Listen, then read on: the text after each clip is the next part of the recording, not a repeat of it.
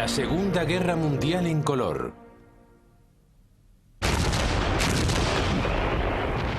Victoria en Europa.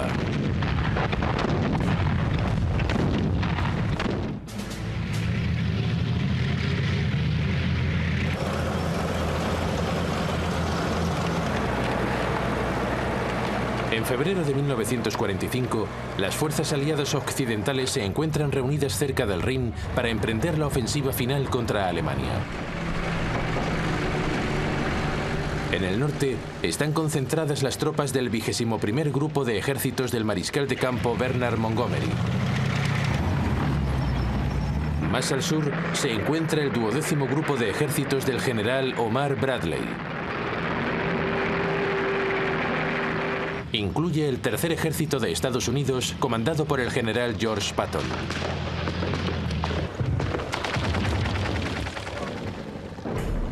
El 8 de febrero de 1945, el grupo de ejércitos de Montgomery lanza un ataque sobre dos flancos contra las fuerzas alemanas que defienden el Rin.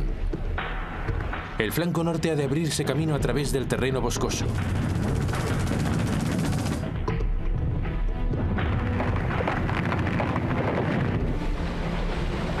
El flanco sur sufre un retraso cuando los alemanes sueltan agua de una serie de presas e inundan los alrededores. Transcurren más de 2 semanas hasta que ambos flancos coinciden en la orilla oeste del Rin. A principios de marzo de 1945, las fuerzas de Montgomery controlan unos 100 kilómetros de la orilla oeste del río. La siguiente tarea consiste en cruzarla.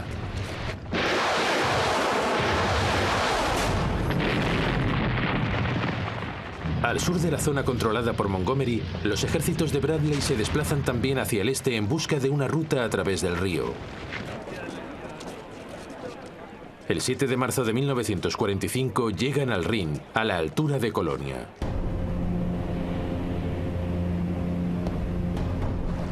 Pero Hitler ha ordenado destruir todos los puentes.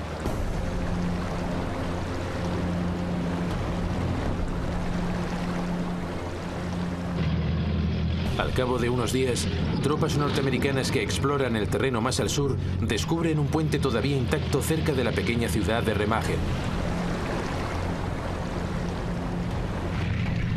De inmediato se disponen a cruzarlo a pesar de la resistencia alemana.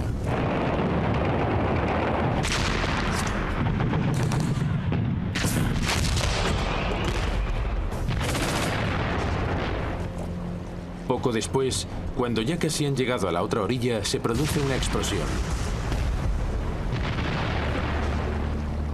Pero de manera sorprendente, el puente se mantiene firme.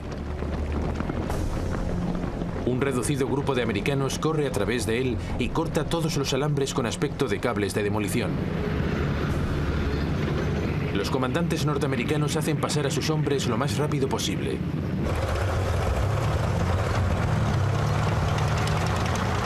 Por fin los aliados penetran hacia el corazón de Alemania.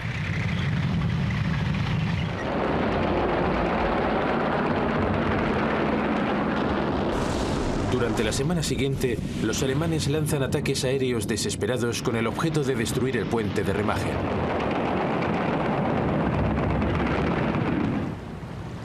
Ninguno de ellos lo consigue. Pocos días después, el 17 de marzo, mientras ingenieros de combate reparan el puente, de repente se derrumba de manera inesperada.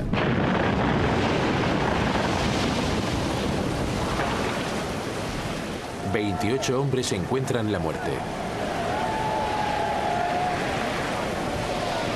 Los primeros aliados que han conseguido penetrar en Alemania han quedado bloqueados.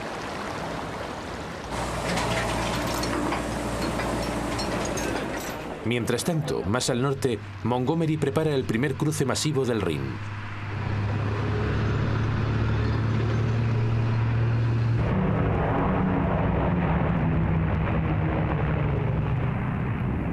El 23 de marzo de 1945, efectúa un bombardeo aéreo sobre las fuerzas alemanas que defienden la orilla este del río. Unos 200 bombarderos Lancaster de la Fuerza Aérea Británica arrasan casi por completo la ciudad de Wesel. A continuación, comandos británicos cruzan el río en vehículos anfibios Búfalo. Encuentran escasa oposición por parte de los aturdidos defensores alemanes. Otras divisiones los siguen.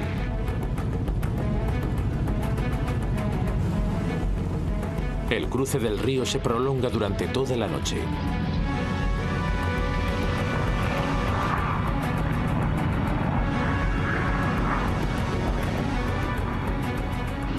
Al día siguiente, en la principal operación aerotransportada de la guerra, 17.000 soldados de la 6ª División Aerotransportada Británica y de la 17ª de Estados Unidos son lanzados a tierra para ocupar posiciones clave al este del río.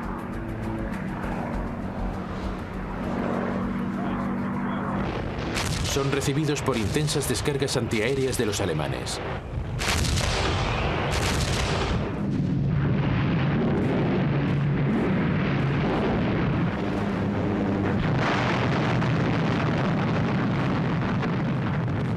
Más de la mitad de los planeadores son destruidos o seriamente dañados antes de aterrizar. Pero en unas horas, los paracaidistas se alinean con las fuerzas de tierra de Montgomery y la cabeza de puente aliada queda asegurada. Tendría que haber sido un momento de gloria para el combativo Montgomery, pero su gesta se ha visto eclipsada.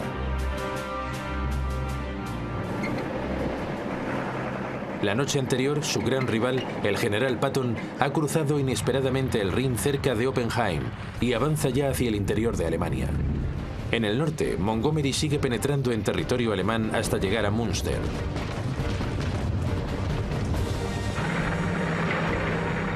En el sur, las fuerzas de Bradley, incluyendo el tercer ejército de Patton, avanzan hacia el este en dirección a Marburgo y Lauterbach.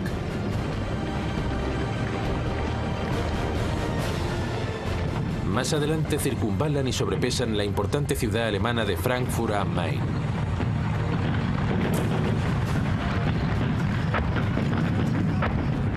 Tropas alemanas intransigentes se defienden con fervor.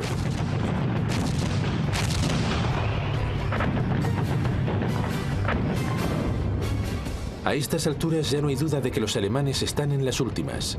La única cuestión es cuándo se darán cuenta.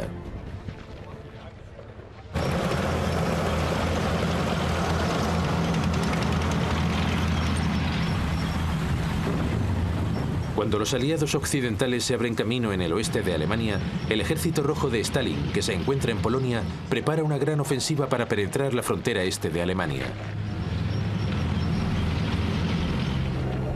Las fuerzas de Hitler presentes en la zona están mal equipadas y escasamente preparadas para repeler un ataque. El 12 de enero de 1945 se inicia la ofensiva rusa con las habituales descargas de la artillería.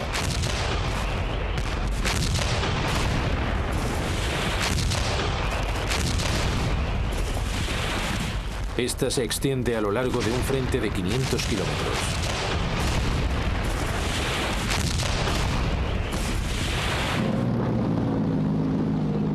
Una semana después, el Ejército Rojo se interna en las ruinas de la devastada Varsovia.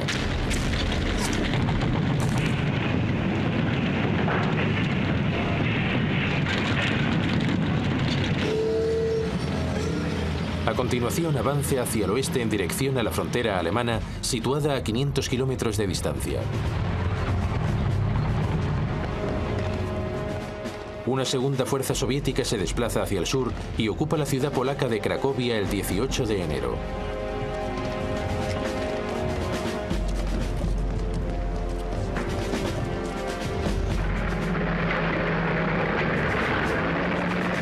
Las fuerzas soviéticas avanzan rápidamente hacia el oeste en un amplio frente que atraviesa Polonia, dejando tras ellas bolsas de resistencia alemana en ciudades como Poznan o Breslau.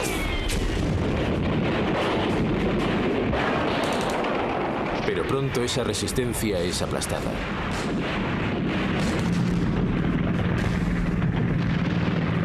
A finales de enero de 1945, las tropas soviéticas han cruzado la frontera alemana y han llegado hasta el río Oder. Ahora los tanques rusos están a solo una hora del este de Berlín.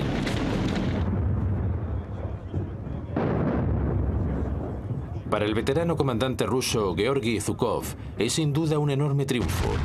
Ha viajado 500 kilómetros en tan solo 14 días, uno de los avances relámpago más largos y rápidos de la historia militar.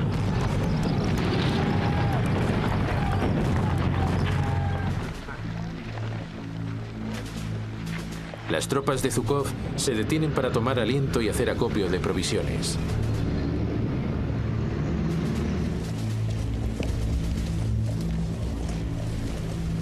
Pronto las alcanza un segundo grupo de ejércitos soviéticos que se atrinchera más al sur, junto al río Neis.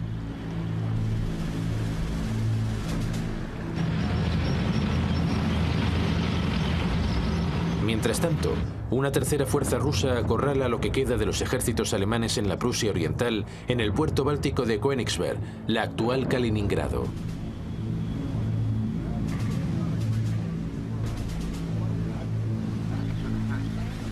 Hitler ha asignado al jefe de las SS, Heinrich Himmler, el mando de sus fuerzas en la región vecina. Es una muestra de lo mucho que a estas alturas desconfía de sus generales. Pero Himmler no posee conocimientos ni experiencia militar.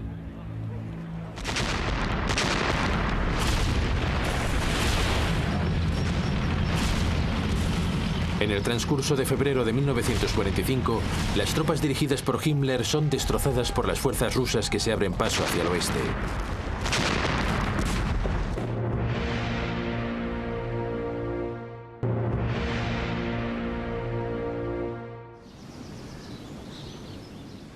El Ejército Rojo se prepara ya para el asalto final a Berlín. Se encuentra a menos de 80 kilómetros de distancia. El jefe del Estado Mayor en funciones de Hitler, el general Heinz Guderian, insta al Führer a movilizar todas las unidades que puedan ser distraídas del frente oeste para defender Berlín. Hitler accede y ordena regresar al 6º Ejército Panzer SS, uno de sus cuerpos de élite. Pero no lo envía a Berlín, sino a Hungría. Le obsesiona la idea de defender la última fuente de petróleo de que dispone Alemania, el yacimiento petrolífero húngaro situado al este del lago Balatón. Es una decisión poco meditada.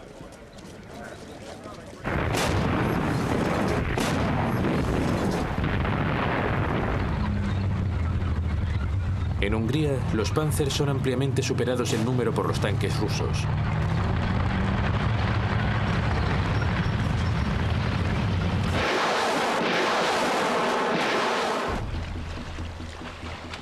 Y por si fuera poco, el tiempo se vuelve contra ellos. Un repentino deshielo convierte el suelo en un barrizal.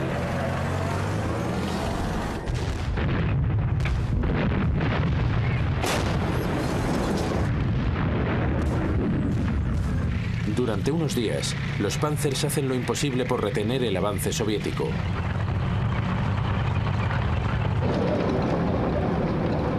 Pero progresivamente son empujados hacia Austria. Pronto se ven involucrados en la defensa de Viena, mientras el Ejército Rojo avanza hacia la capital austríaca.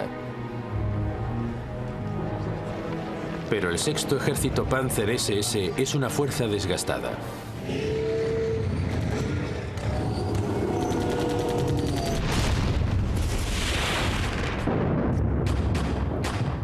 El 10 de abril de 1945, el Ejército Rojo los reduce sin dificultad y ocupa la ciudad de Viena.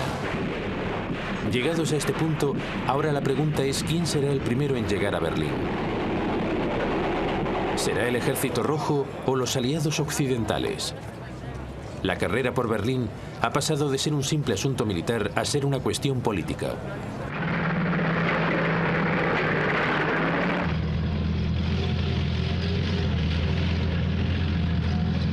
En marzo de 1945, el Ejército Rojo está alineado a lo largo del río Oder a la espera del asalto final a Berlín.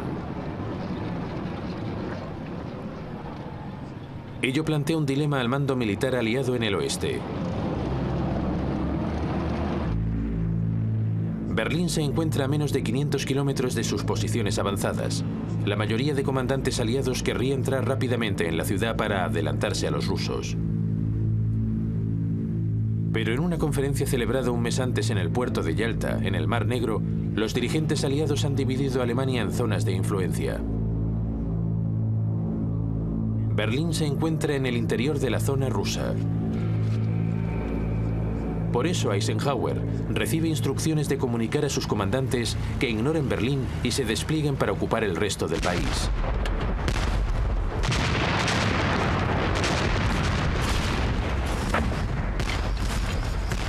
El 1 de abril de 1945, tropas norteamericanas rodean las ciudades industriales alemanas de la cuenca del Ruhr.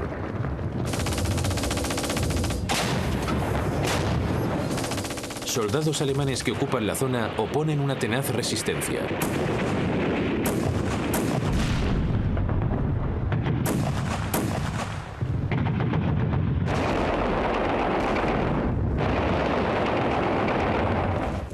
Cuando, 2 semanas más tarde, la zona cae por fin, más de 325.000 soldados son hechos prisioneros. Es una de las tomas de prisioneros alemanes más numerosas de toda la guerra. El comandante alemán, el mariscal de campo y acérrimo nazi Walter Model, se quita la vida.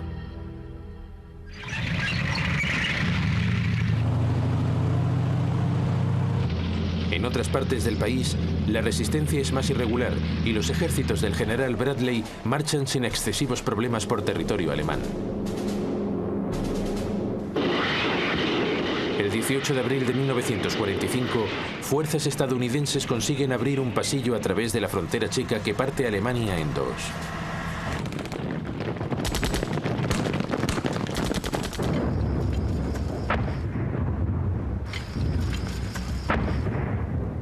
Mientras tanto, al norte del Ruhr, el primer ejército canadiense del general Montgomery pone en marcha la liberación de Holanda.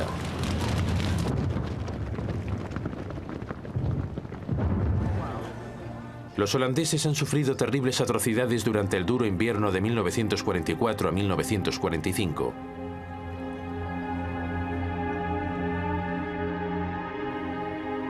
De manera deliberada, las fuerzas de ocupación alemanas se han llevado del país reservas de alimento y combustible para utilizarlas en otros lugares. Eso ha multiplicado las muertes por frío e inanición.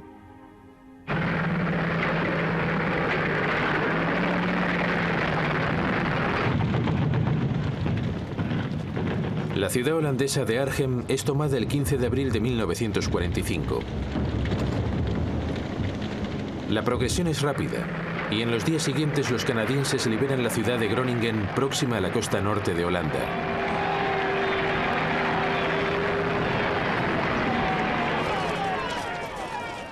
Eso deja un ejército alemán prácticamente intacto, pero vencido, en las proximidades de Ámsterdam.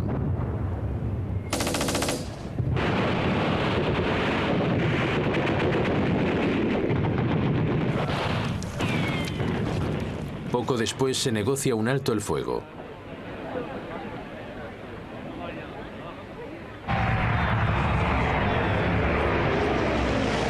La aviación aliada ruge ya sobre los campos holandeses, arrojando comida y medicamentos.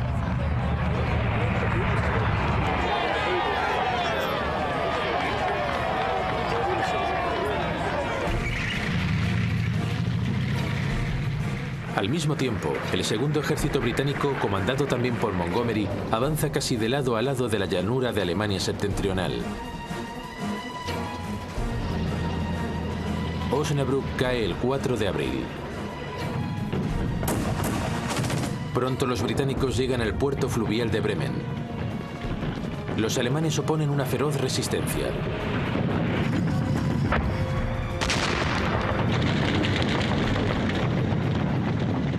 Transcurren 9 días de lucha casa por casa hasta que por fin el puerto es ocupado.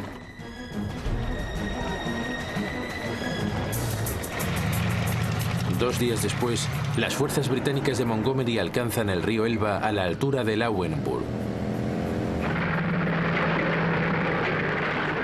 A medida que los aliados avanzan por territorio alemán, se encuentran con nuevas y terroríficas pruebas de la solución final practicada por los nazis. A primeros de abril de 1945, tropas norteamericanas invaden un campo de concentración próximo a Weimar, en la Alemania central.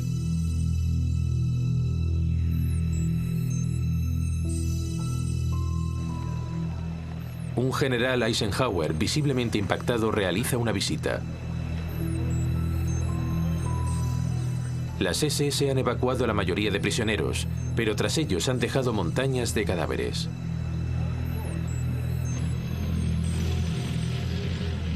Ocho días después, tropas británicas invaden otro campo de concentración en Belsen, al norte de Hannover.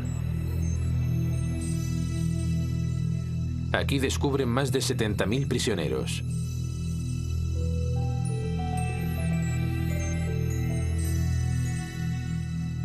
Miles de ellos ya han muerto.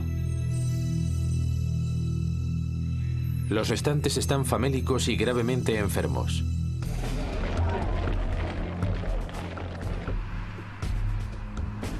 Mientras tanto, mucho más al sur, en Italia, el frente alemán comienza también a derrumbarse. Las fuerzas alemanas se encuentran atrincheradas a través de los montes Apeninos. El mariscal de campo, Sir Harold Alexander, comandante aliado en el Mediterráneo, emprende ahora su ofensiva de primavera. El 9 de abril de 1945, tropas británicas lanzan un ataque que atrae fuerzas alemanas de distintos lugares del frente.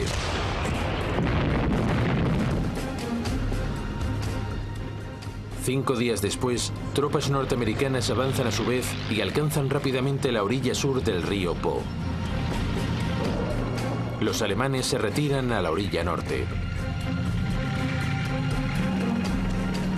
Pero el comandante de Hitler en Italia, el general Heinrich von Bittenhoff, no confía en poder contener por más tiempo el avance aliado. Por eso establece contacto con los aliados y el 29 de abril de 1945 se rinde sin condiciones. El documento surtirá efecto a partir del 2 de mayo de 1945. Se trata de la primera rendición formal de fuerzas alemanas en Europa.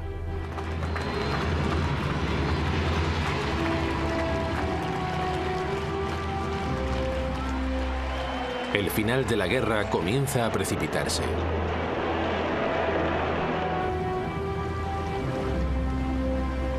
En Alemania, fuerzas soviéticas y americanas se encuentran junto al río Elba, en las proximidades de Leipzig. Se ha creado el marco adecuado para lanzar el asalto final a Berlín. Hitler está desesperado. Ahora debe recurrir a gente mayor o demasiado joven para contribuir a la defensa de la ciudad.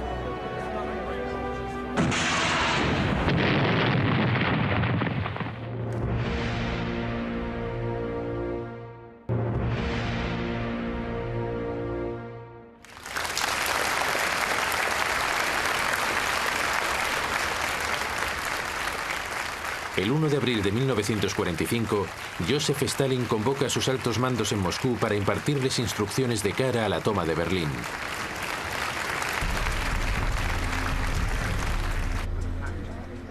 El mariscal Georgi Zhukov, el comandante más exitoso de Rusia, efectuará el asalto principal desde su cabeza de puente junto al río Oder. Un segundo grupo de ejércitos soviéticos, comandado por el mariscal Iván Konev, cruzará el río Neisse, más hacia el sur, y se adentrará en Alemania para aproximarse a su capital.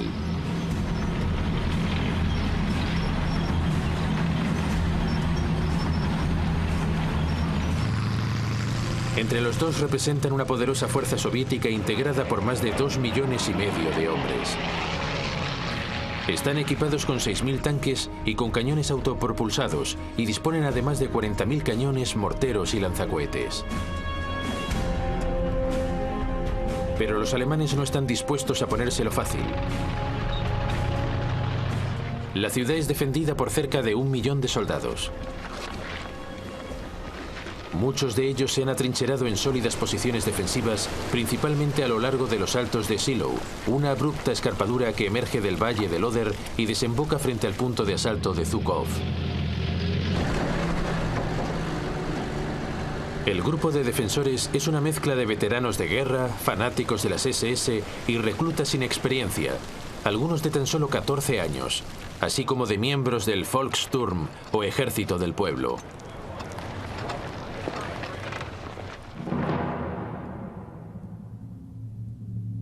A estas alturas, Hitler se ha retirado a un búnker situado bajo la Cancillería del Reich en Berlín.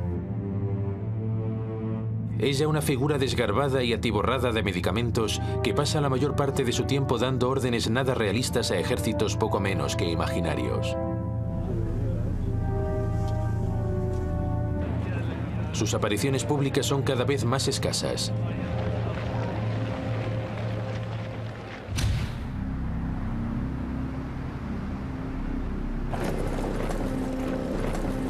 El 13 de abril de 1945, el presidente de Estados Unidos, Franklin Roosevelt, muere de un infarto. Ha sido uno de los arquitectos de la guerra, responsable de movilizar el poderío militar de América a favor de la ofensiva aliada. El ministro de propaganda, Joseph Goebbels, aprovecha el acontecimiento para intentar persuadir a su Führer, cada vez más ofuscado, de que la alianza aliada se vendrá abajo, de que aún es posible arrancar una victoria de las fauces de la derrota.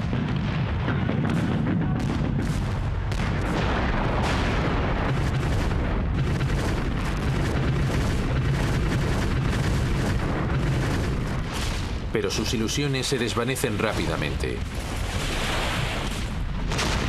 3 días después de la muerte de Roosevelt, Zhukov inicia su asalto a Berlín.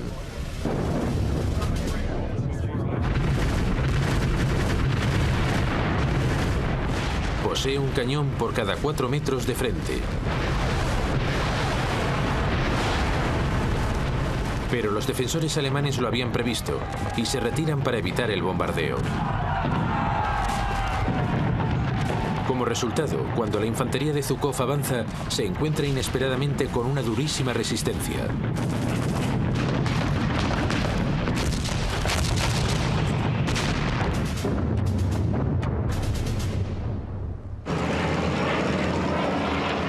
Desesperado por salvar la situación, Zhukov recurre a sus tanques.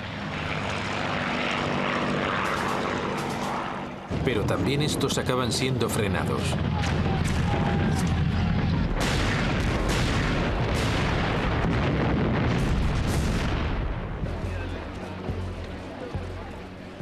Mientras tanto, más al sur, el asalto conducido por el segundo grupo de ejércitos de Konev está funcionando mejor.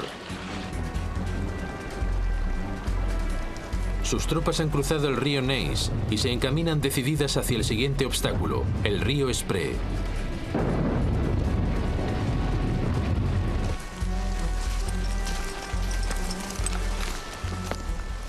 Stalin atiza la rivalidad entre sus dos comandantes, autorizando a Konev a desviar sus tanques hacia el norte en dirección a Berlín. Le satisface sobremanera esa carrera por capturar la ciudad.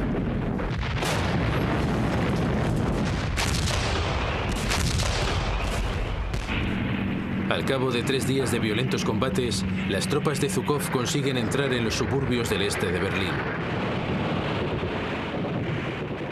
Al mismo tiempo, Konev se aproxima a la ciudad desde el sur. Los alemanes se defienden a la desesperada.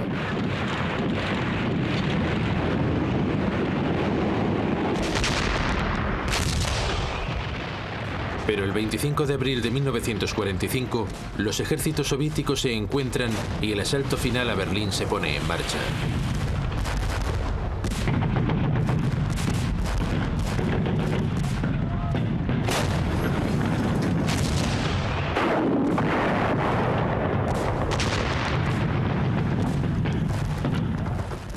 A medida que la lucha se extiende de barrio en barrio, los civiles empiezan a salir de los sótanos.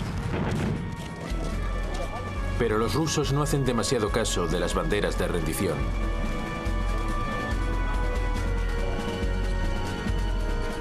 La violación de mujeres y chicas alemanas se generaliza.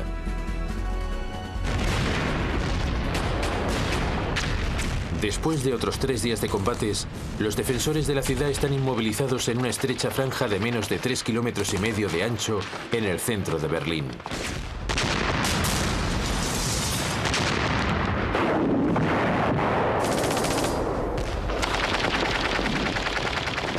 Se combate en cada calle y en cada casa.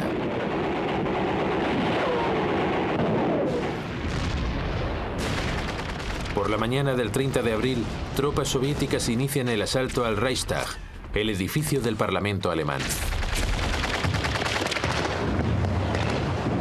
Para Stalin es el símbolo del poder nazi.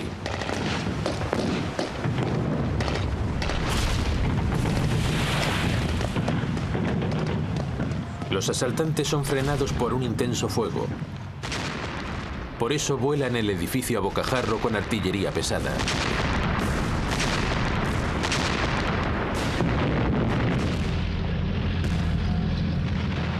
Por la tarde, los rusos lo toman por asalto.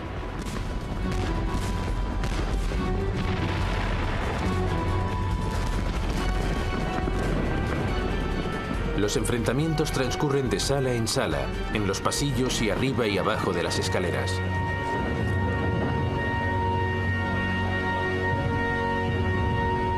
Cuatro horas después, por fin la bandera roja puede ser izada sobre una de las torres.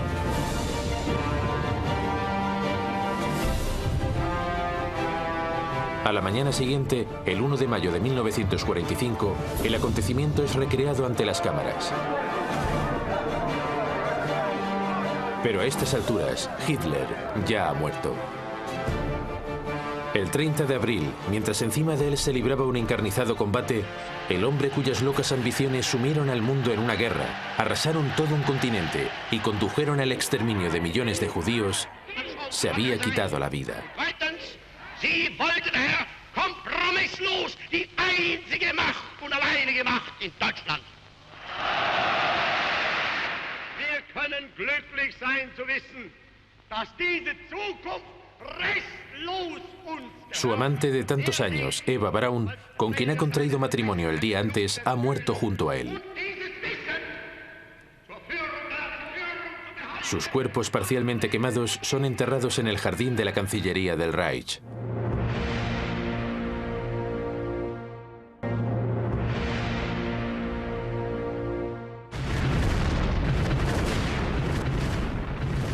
La lucha continúa.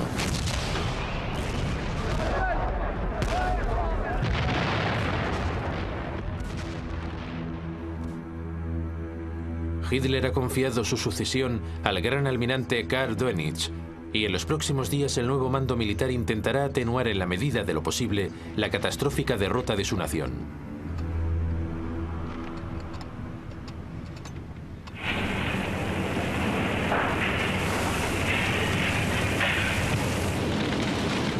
El 1 de mayo de 1945, el día siguiente a su muerte, se anuncia al pueblo alemán que su Führer ha caído en combate. Pero se les advierte también que deben seguir luchando contra la amenaza bolchevique.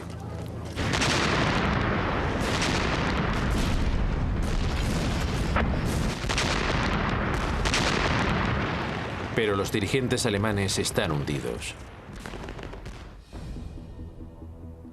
En Berlín, Joseph Goebbels y Martin Bormann intentan negociar un alto el fuego en toda la ciudad con los rusos.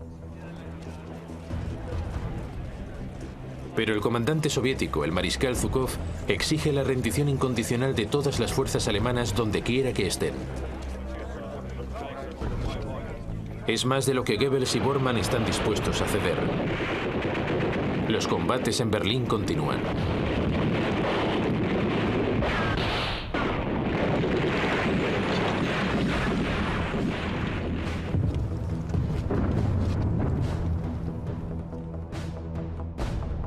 Al atardecer, Goebbels y su esposa matan a sus 6 hijos y a continuación se suicidan.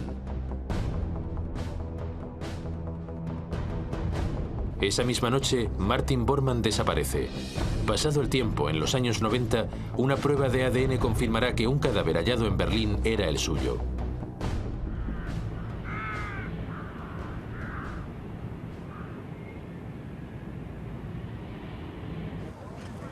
A la mañana siguiente, Berlín se rinde.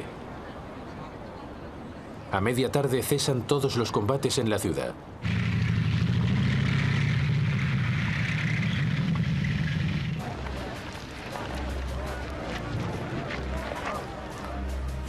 En todo el país, las rendiciones se suceden a marchas forzadas.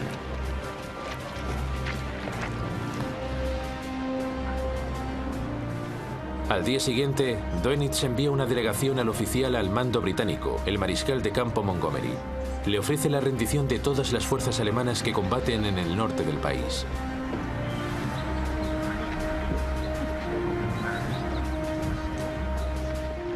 Montgomery responde diciendo que no posee autoridad para aceptar una rendición en nombre de los americanos o de los rusos. Únicamente puede aceptar la rendición de las tropas que combaten contra él. Dönitz no tiene más opción que aceptar los términos de Montgomery. Por eso deja a Alemania en situación de guerra en el resto del país.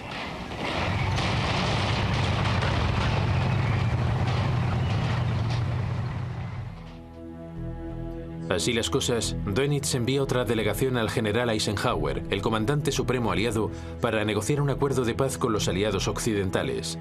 Pero por precaución, dicho acuerdo evita cualquier referencia a una eventual rendición ante los rusos. Eisenhower lo rechaza e insiste en que solo aceptará una rendición incondicional de todas las fuerzas alemanas.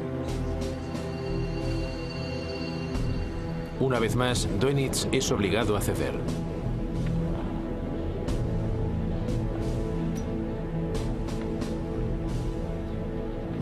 A las 2:41 de la mañana del 7 de mayo de 1945, en el cuartel general de Eisenhower en Francia, el general Adolf Jod, jefe de operaciones de Hitler durante los 6 años de guerra, firma un documento de rendición incondicional.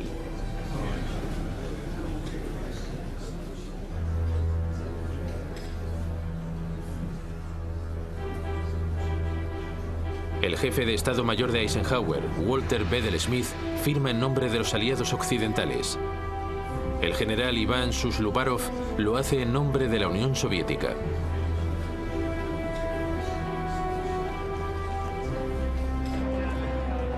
El único miembro del bando aliado que no se muestra satisfecho con el acuerdo es Stalin. La Unión Soviética ha sufrido demasiado para perder la ocasión de devolver la humillación a los alemanes.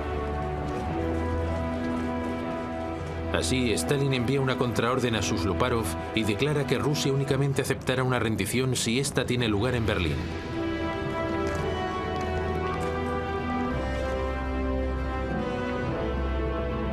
Eso significa que al día siguiente, el antiguo jefe de Estado Mayor de Hitler, el mariscal de campo Wilhelm Keitel, firma un segundo documento de rendición del agrado de Stalin.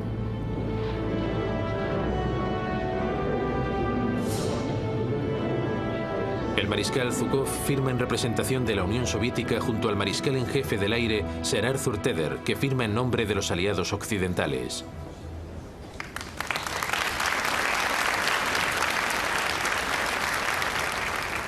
In January 1943, the late President Roosevelt and Premier Churchill met in Casablanca. There they pronounced the formula of unconditional surrender for the Axis powers. In Europe, that formula has now been fulfilled.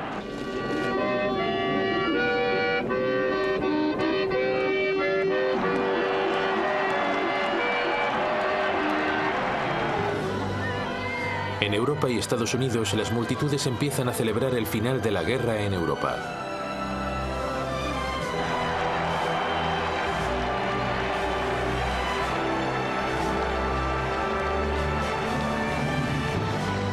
A partir de ahora, el día después de la rendición alemana, el 8 de mayo, se conocerá como el Día VE, el Día de la Victoria en Europa.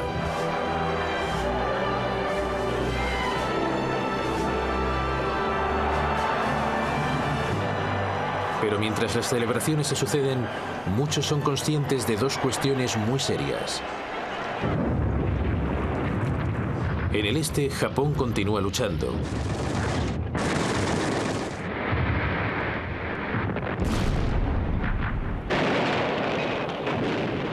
Y en Europa, el continente se encuentra en ruinas y hay un montón de problemas pendientes de solución.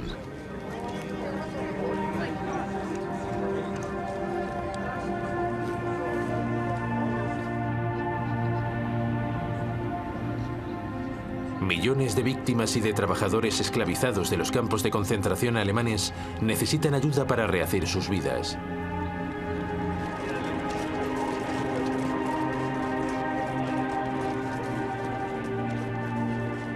Millones de alemanes capturados en combate han de ser investigados antes de que se les permita regresar a casa, con el objeto de identificar y arrestar a criminales de guerra.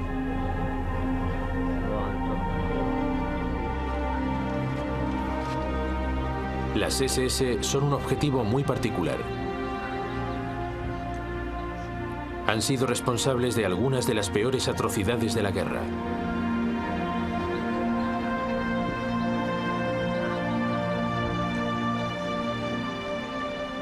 Dirigentes nazis como Hermann Göring, jefe de la Fuerza Aérea de Hitler, son perseguidos y exhibidos ante las cámaras.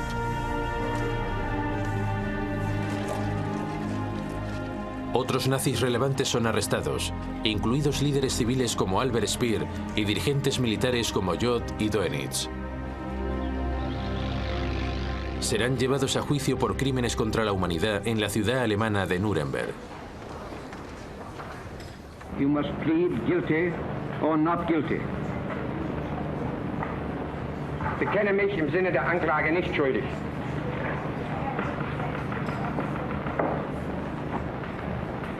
Rudolf Hess, you must plead guilty or not guilty. Nein. That will be entered as a plea of not guilty. Los dirigentes nazis reciben sentencias que van desde la pena de muerte a 10 años de reclusión. Göring se suicida antes de que pueda ser ahorcado.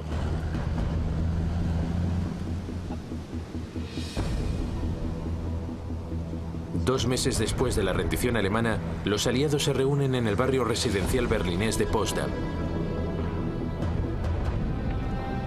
Alemania es dividida en 4 zonas de ocupación: soviética, británica, americana y francesa.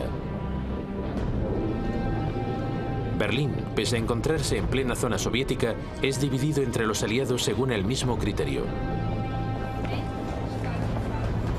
Los pueblos de Europa se verán igualmente divididos. En adelante, algunos vivirán bajo el control de los aliados occidentales, otros bajo el dominio de la Rusia comunista.